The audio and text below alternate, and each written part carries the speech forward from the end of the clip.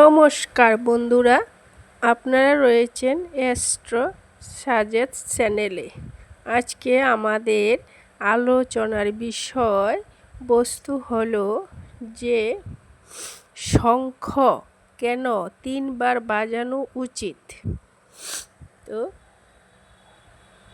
শাস্ত্রে বলা হয় বাড়িতে শঙ্খ 3 বার বাজানো উচিত। 3 বারের বেশি শঙ্খ বাজানো উচিত নয়। কারণ হিসাবে শাস্ত্রে বলা হয় যে 3 বার শঙ্খ বাজালে ব্রহ্মা, বিষ্ণু ও মহেশ্বর এ 3 দেবতার সাথে সমস্ত দেবদেবীরা আমন্ত্রিত হন। কিন্তু 3 বারের বেশি শঙ্খ বাজালে দেবের সাথে দানব বা অসুরকে নিমন্ত্রণ পাঠানো হয়।